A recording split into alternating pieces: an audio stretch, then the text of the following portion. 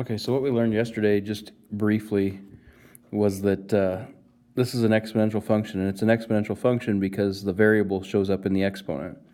And when you graph exponential functions, all exponential functions have a horizontal asymptote.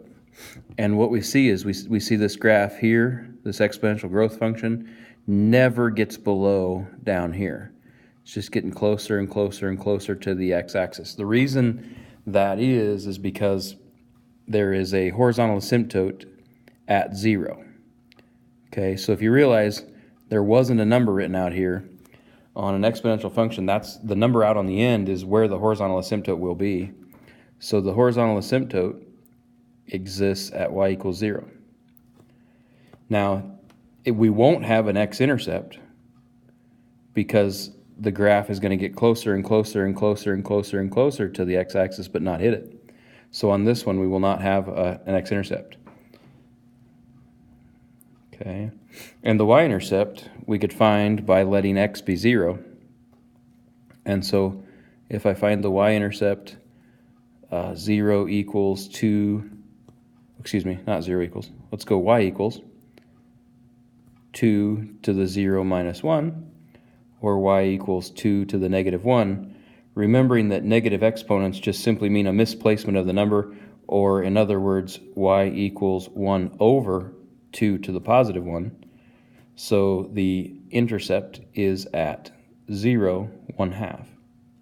And I can kind of confirm that visually here on the graph, that right in there on the y-axis is about negative 1/2, or excuse me, about positive 1/2. So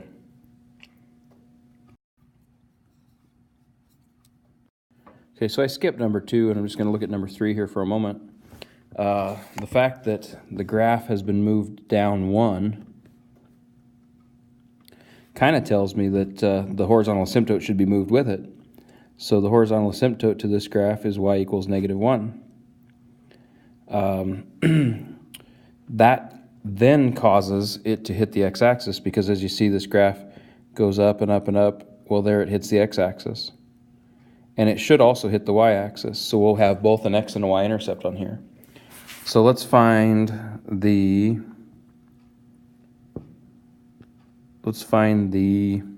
y-intercept first. The way you find the y-intercept is you let x be 0.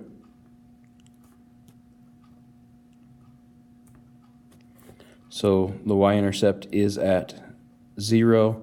3 squared is 9. 9 minus 1 is 8. So 0, 8. That is the y-intercept.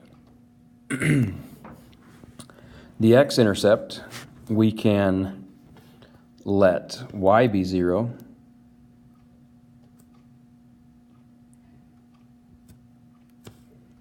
Add 1.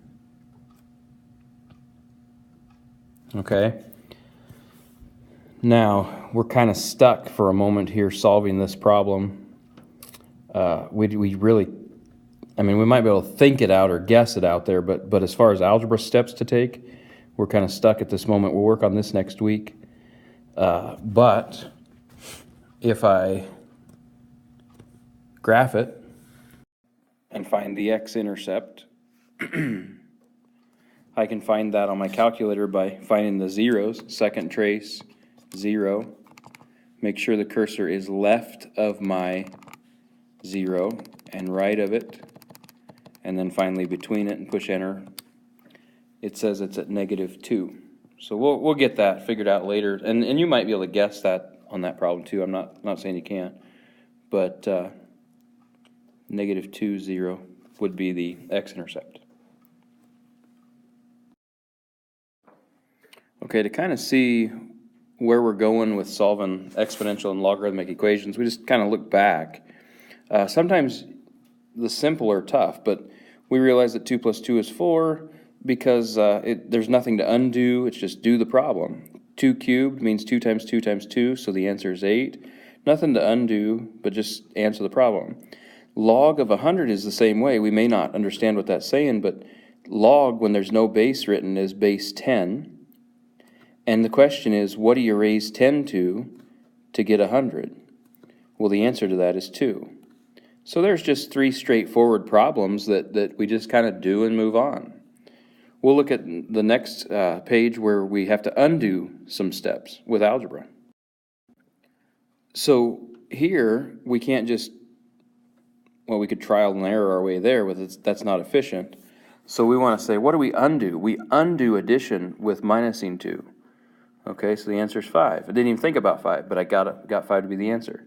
What do I undo here? Well, what undoes an exponential here is a logarithm. So I'm going to write log with a base of 2 of 8 equals x. Now, if you're wondering what that's asking, it's asking what do you raise 2 to get 8? And if I can enter this in my calculator, it'll give me the answer. Now, we'll get to that on the next slide, but I could push this in my calculator and it would tell me what the answer is. On this log base 3 of x equals 2, it's a logarithm problem, so what's going to solve it is probably an exponential problem. So I'm going to rewrite it as an exponential where 3 is raised to the second to create x, and 3 to the second is 9, so I know that the answer for x is 9. We'll do some more work with those in the next problems, but it's really nice to know that what solves an addition problem is subtraction, what solves a multiplication problem is division, what solves an exponential is a logarithm, and what solves a logarithm is an exponential. Okay? Keep that in mind as we go forward here. So if we're going to solve exponentials with logarithms and logarithms with exponentials, we better learn how to write them in back and forth form so that we're comfortable with that. So this first one says 3 to the second equals 9. To write that in log form, first you say log, and then you identify the base number. The base being the 3, so we write it as a subscript, log base 3, of 9 is 2. Now keep in mind that the answer to a logarithm is always an exponent. So the fact that the exponent was 2, I knew I was going to see that over there as the exponent, as the answer to the logarithm, excuse me. So let's try to go the other way. Let's come back from a logarithm into exponential form. So when I look at log base 4 of x equals 2, I say the base is 4. Okay, well I know the exponent is on the other side of equals there. I know the exponent is the 2. So 4 squared is equal to x. So the answer for x is 16. But just writing it in exponential form is 4 squared equals x. Now I share these 3 problems with you just because there isn't one bit of difference in any of those 3 answers. Okay, this is asking us, what do we raise 3 to get 9? And I would raise 3 to the second to get 9. This is asking us, well, when there's no number on a log problem and it says log, that's base 10. So it's asking us, what do we raise 10 to get 100? And the answer to that is 2. And this one, when we say natural log, that's what ln stands for, is natural log. His base is understood to be e. And just as a side note, e is about 2.718. Okay, it's just like pi being 3.14, only e is 2.718. I might have a little bit more to throw onto Classroom here about where that number comes from. That'd be something kind of interesting that we wouldn't necessarily have time to explain in class. But we'll see. Anyway, what do you raise e to get 7.38, okay? And the answer to that is actually 2 as well. So really not a lot difference between those 3 things, except what we're dealing with. Log with a base of 3, or log with a base of 10, or natural log with a base of e. Now, if we're actually going to use our calculator to evaluate some things, we better be able to figure out how we punch that into our calculator. So something that says log base 4 of 10, one might need to enter that in our calculator, and when you go to look at the log button, it's either log or natural log. We don't have a log base 4. But if you go to math, and down by the solver, some of us have a thing called log base. Now, when you go to log base, it says log, and it creates a little gap here and something kind of there, I think, and it's allowing you to put the problem in as you see it. So it would be just entered as log base 4 of 10, and push enter. Okay, but many of us may not have that, especially if you have an older calculator. In which case, or you have a calculator, you don't know where that log base is, it doesn't matter, okay? We can enter this using a change of base formula, and it's really simple. I kind of look through the problem, through the top, and I say, well, that said log of 10. And then I divide, and then look through the problem this time through the bottom, and that would say log of 4. That's how I remember it. So log of 10 divided by log of 4 is a way to use base 10 to figure out the answer for base 4. Okay? So if you punch this in any calculator at all, you're going to get the same answer as somebody that has log base 4 of 10 on their calculator. Okay? Now over here, if you're asked to graph something, you kind of the same thing. You go to y equals, okay? And if you have log base, just go get it and graph it that way. But if you don't have log base, well, then you better enter it like this. Log of x minus 1 through the top, okay? And then one more time through the bottom after the divide sign would be log of 3. So log of x minus 1 divided by log of 3 will accomplish the same thing that log base 3 of x minus 1 was doing. Okay?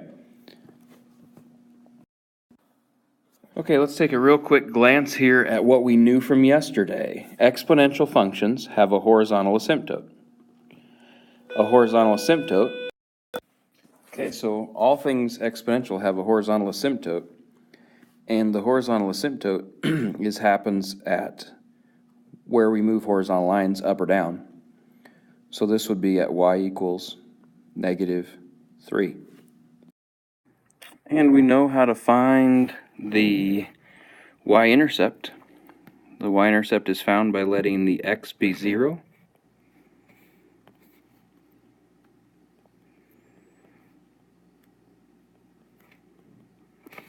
Which is 2 to the negative first is 1/2 minus 3. So 0 comma -2.5.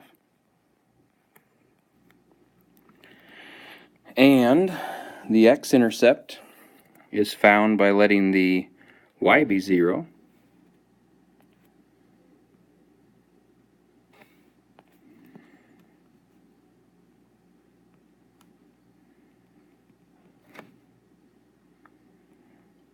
And this one's going to be tough to do without the graph. So I don't know algebraically at this moment in time if we're going to be able to solve that or not. And so my recommendation with that would be to graph the original problem and find the zeros, find the x-intercepts that way. Okay. So since we know that logarithms and exponentials are inverse functions of each other, basically everything we know about exponential functions is the opposite for logarithms. So logarithmic functions have a vertical asymptote, and that vertical asymptote is found by looking inside the parentheses here, and so it's at x equals 1. Remember that the vertical asymptote, what's in parentheses, is against your intuition, as we've seen many other times this year.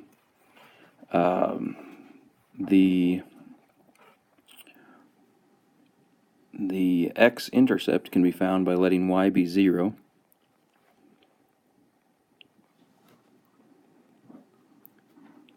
Okay, and then we're going to try and get the logarithm part alone first. So we'll minus 2.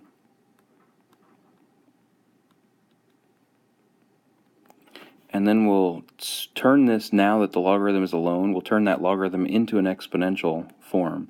So 3 raised to the -2nd is equal to x minus 1. 3 to the -2nd is 1/9. So the x-intercept is at 1 and 1/9. So it would be 1 and 1/9, comma 0. Now the y-intercept, there actually isn't one, and the reason there isn't one is if you have a vertical asymptote happening at 1, and you look at the graph of this guy and he's over on the right side, that will never get over to reach to the y-axis, so there is not a y-intercept on this one to find. Another thing you could try to find the y-intercept is let x equal 0 and try to enter log base 3 of -1 plus 2 in your calculator. It's going to give you an error because this piece right here, the argument, the part that follows the log, will always have to be positive. So if that's negative, there won't be an answer.